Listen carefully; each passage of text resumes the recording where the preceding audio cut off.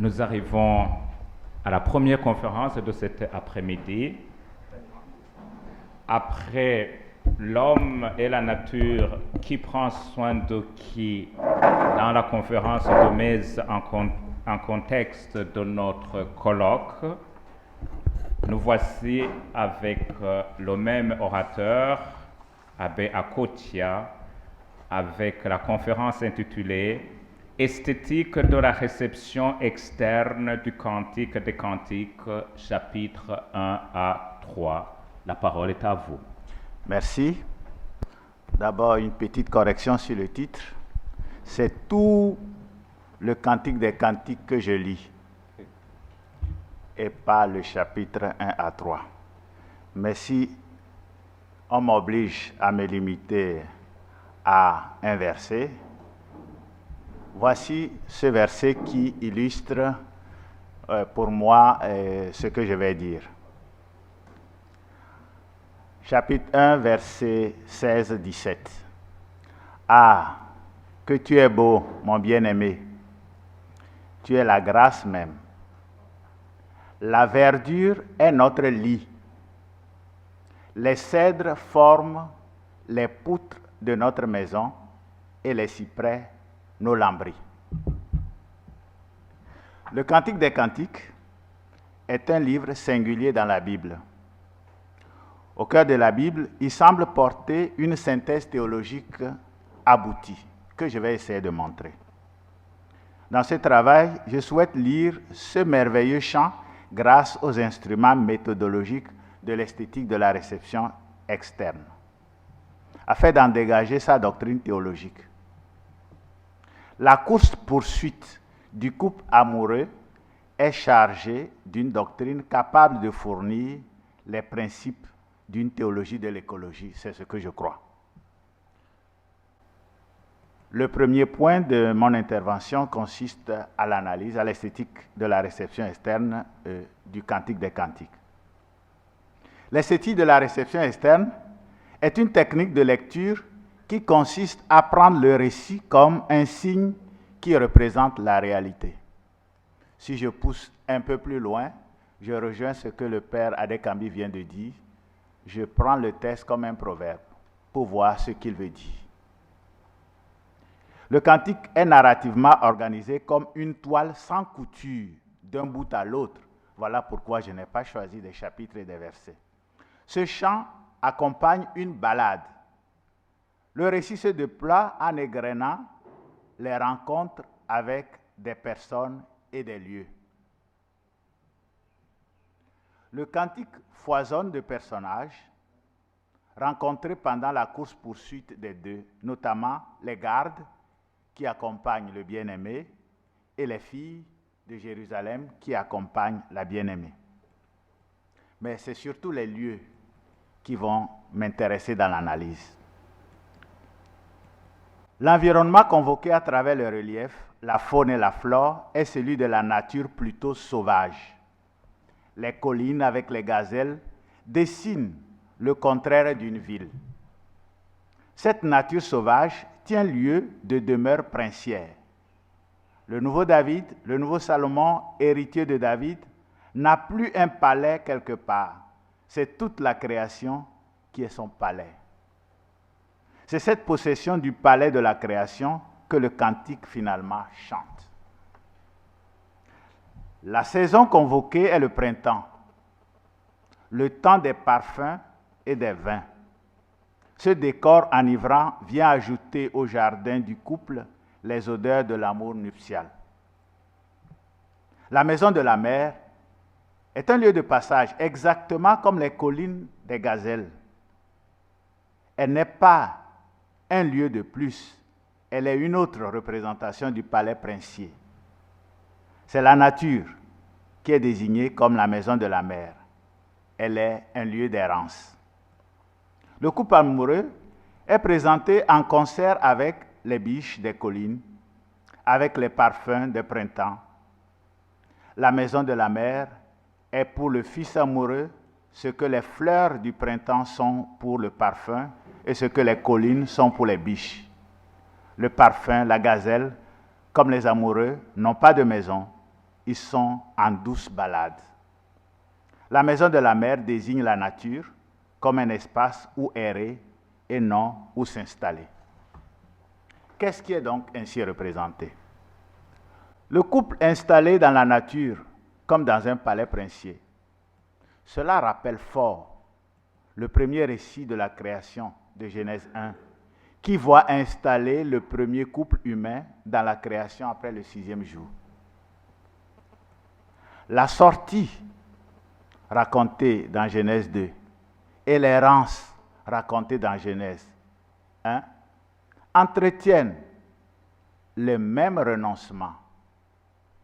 En cela, les deux récits font sens ensemble. Nous avons tort de supposer que la sortie de la ville aboutit à l'installation dans le pays promis.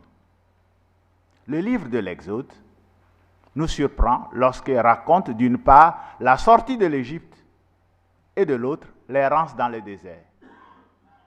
Exactement comme les deux récits de la création qui racontent l'un la sortie de l'Éden et l'autre le repos dans la création.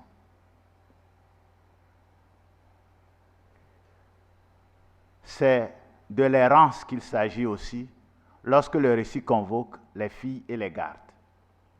Le chant met donc en scène d'emblée un mouvement. Il impose l'errance comme son unique motif. Par ailleurs, en mettant en mouvement les deux partenaires et en se refusant de mettre fin à leur course-poursuite par une rencontre qui les stabilise, le récit fait du mouvement non pas un moyen, mais son objectif même. Il ne s'agit pas d'un voyage, mais bien d'une errance, dans la mesure où rien n'est dit du départ ni de l'arrivée. L'errance est une vacuité. Qoélette dit que tout est vanité. Le Cantique des Cantiques le dit à sa manière. La course-poursuite des deux amoureux montre l'absence du foyer pour lui donner consistance. Tout est mouvement et vanité. Ce qui est vain, c'est le pays dans la mesure où on peut le perdre. Et on l'a effectivement perdu. Ce qui est ainsi représenté, c'est l'absence du pays. L'errance du Cantique des Cantiques dit la perte définitive du pays. L'absence de la maison est notoire dans le Cantique des Cantiques. C'est peut-être la doctrine du Cantique lui-même. Le bien-aimé et sa bien-aimée n'ont pas besoin d'une maison. Nous avons là le profil de la diaspora. Le peuple sans pays, dispersé au milieu des nations, sur toute la terre, chante son attachement à la Torah. Dieu n'est plus proclamé comme celui qui a donné le pays au Père, mais plutôt comme l'auteur de la création tout entière. L'oikos n'est plus Canaan, mais la création. Avec la promesse de la terre, on a l'illusion que le but de l'histoire du salut est la grâce du don du pays. Comment a-t-on pu penser que l'accomplissement est l'éphémère construction d'un royaume? Comment n'a-t-on pas vu que le point d'ordre de l'histoire est le renoncement définitif à tout territoire? C'est cette plénitude théologique que le Cantique des Cantiques formule en racontant une balade au lieu de raconter une possession, en montrant la création entière au lieu de montrer un territoire délimité. L'histoire qui a commencé avec la promesse du pays ne s'accomplit pas avec le don du pays, mais bien avec la perte définitive du pays. Dès lors, la théologie d'Israël fonde la doctrine du renoncement à la possession d'un pays. Le couple amoureux du Cantique des Cantiques reproduit alors le sort de Moïse et d'Aaron, du peuple et de la tente dans le désert. On retrouve là la même structure avec la gloire de Dieu qui rejoint les exilés dans le livre d'Ézéchiel. Chacun de ces couples inséparables raconte le sort de la diaspora, désormais sans terre, mais inconditionnellement lié à la Torah. L'errance du peuple hors du pays, premier donné au Père, révèle deux réalités, la nature et la Torah. En effet, l'absence du pays montre que le véritable don fait par Dieu à son peuple est la loi et non un territoire. Et l'absence du pays place désormais le peuple dans la nature, dans la création. La nature se présente ainsi théologiquement comme le contraire de la cité construite par les hommes.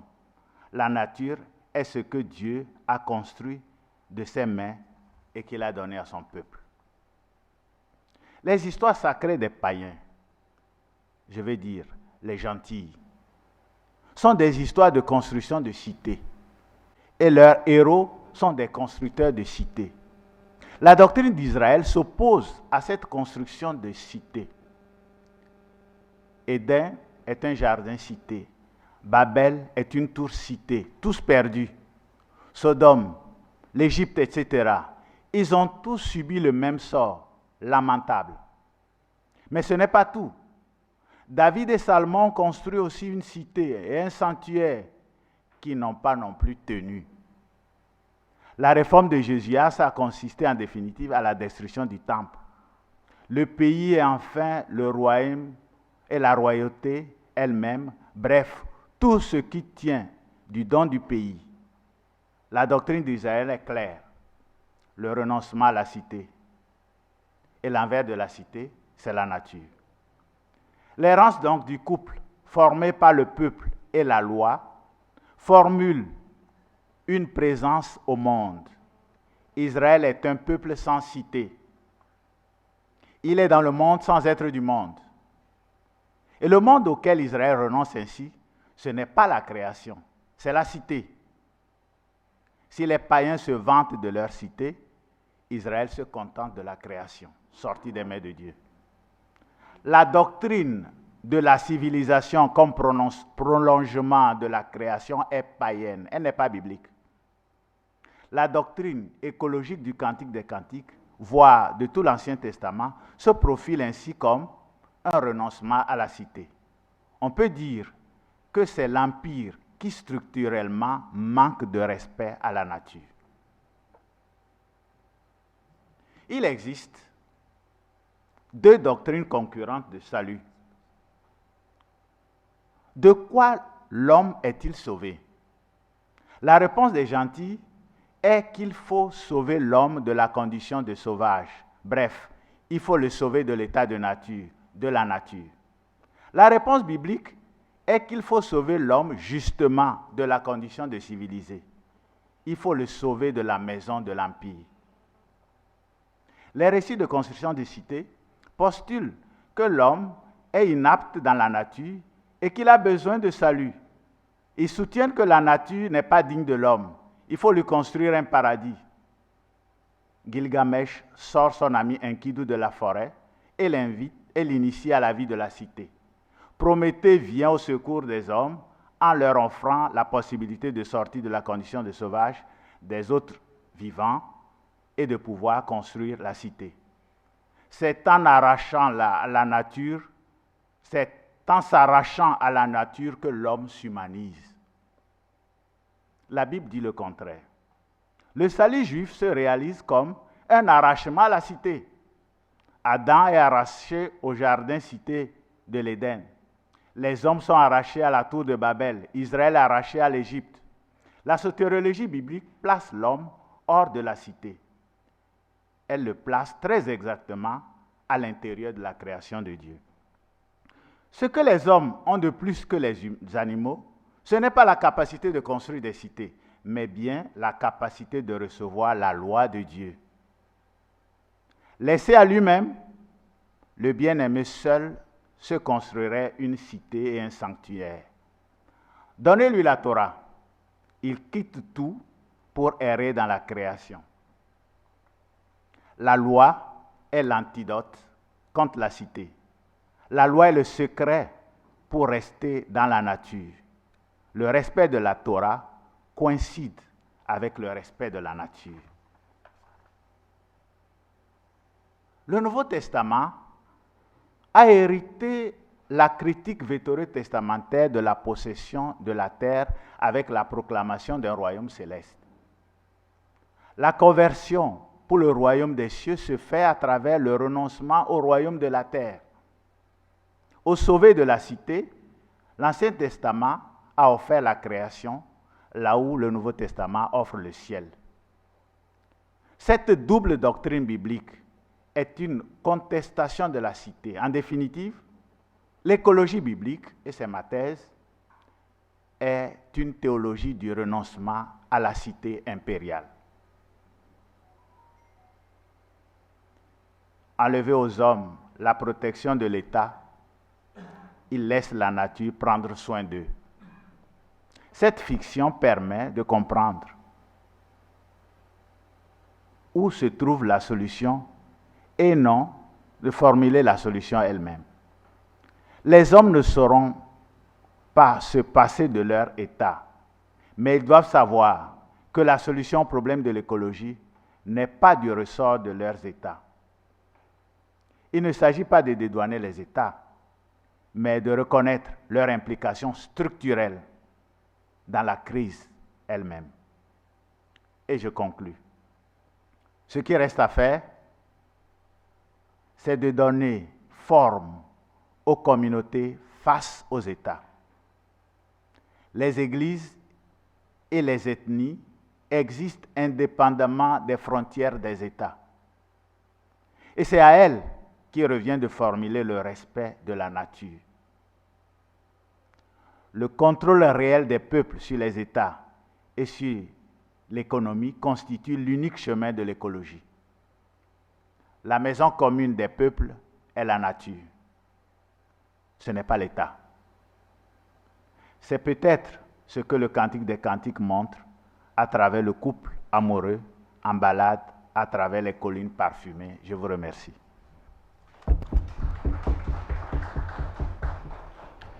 Merci beaucoup, Abbé Akotia. Vous êtes dans les limites du temps sans problème et vous restez fidèle à vous-même. Il nous faut absolument quitter la cité si nous voulons nous sauver. Merci. Et comme rapporteur, il était prévu l'abbé Mundele qui malheureusement n'a pas pu être présent au milieu de nous. À la place donc d'un rapport de la part du premier lecteur, nous ouvrons le débat directement avec le public et la parole est donnée au public.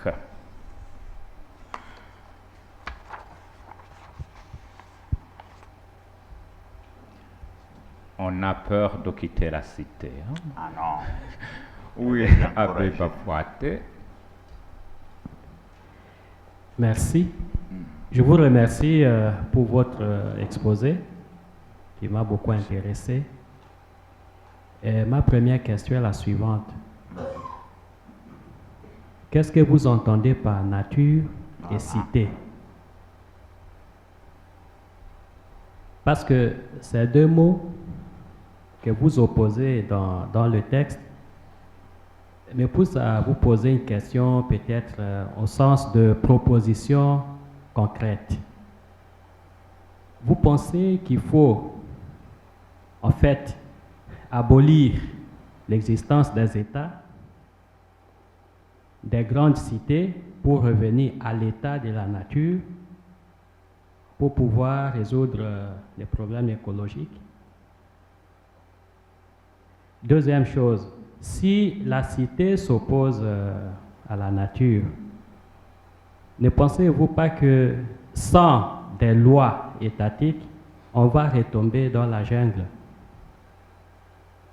Surtout en ce moment où l'écart entre les pays puissants et les pays dits sous-développés est très criant.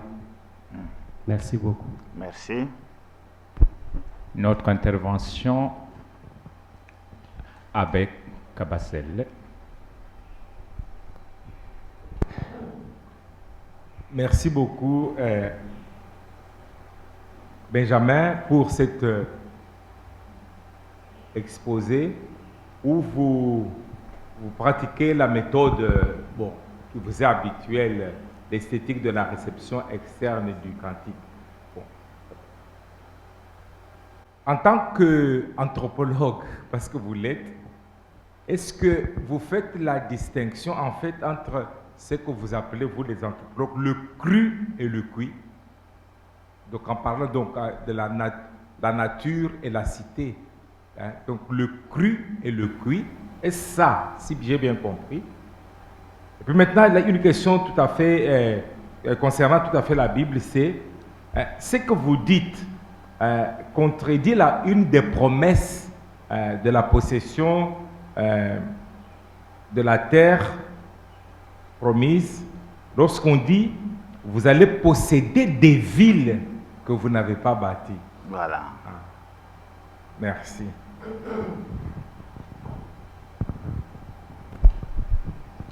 Bon, vous pouvez répondre déjà à ces observations.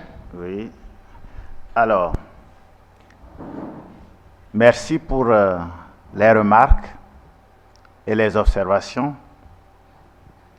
qui m'habitaient déjà.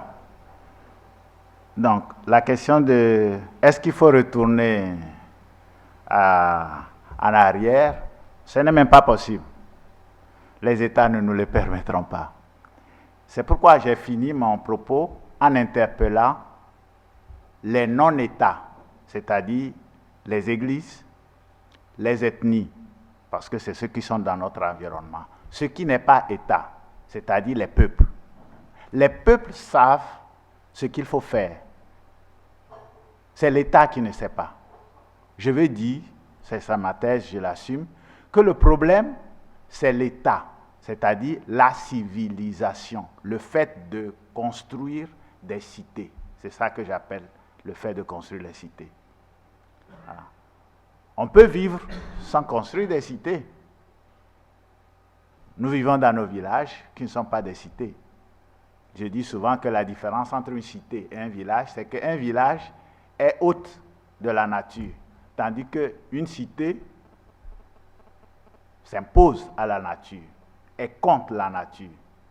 C'est-à-dire une cité, j'utilise un mot qui n'est pas très gentil, coloniale, c'est-à-dire il vient s'installe sans demander la permission, alors que les villages, ils savent qu'ils sont dans la nature.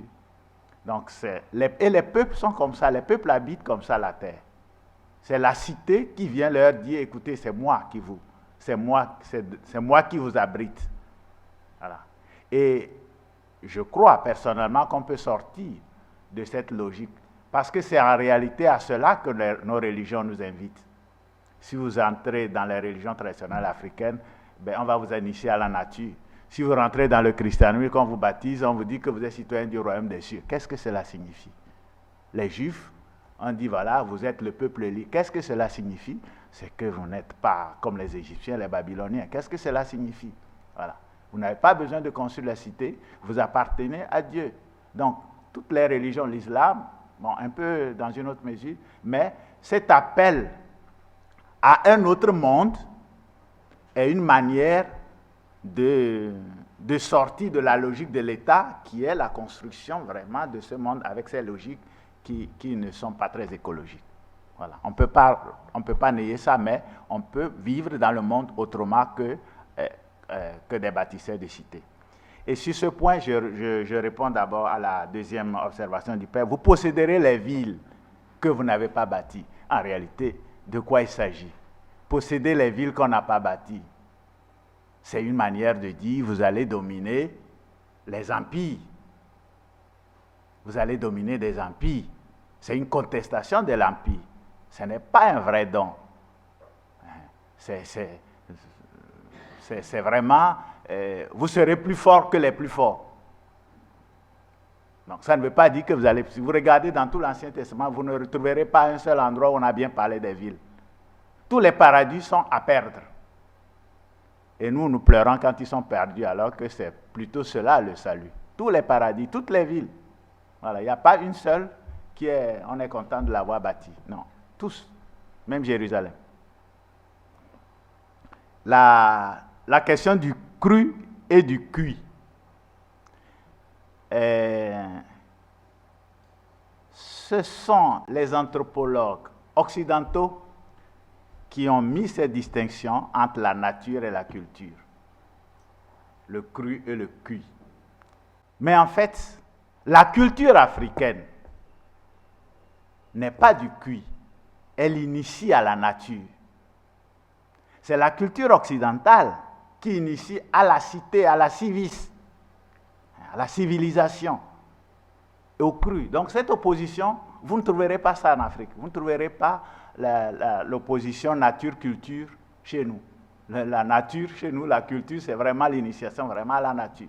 Si si un vieux veut t'enseigner comment il faut vivre, là, il t'amène dans la forêt, il t'indique, voici telle plante, voici ce qu'on fait. Voilà. Donc, ce sont les civilisés qui sont des polis, ils viennent de la police. Donc la culture comme crue, là, vous ne trouverez pas ça dans d'autres traditions. Et je dirais même que la tradition biblique s'en éloigne aussi. S'en éloigne. Vous ne pouvez pas vous vanter de la cité terrestre. Si vous devez vous vanter, vantez-vous de la cité céleste. Donc, merci. Merci beaucoup, Merci. Père Akotia. Merci pour votre exposé, pour les observations.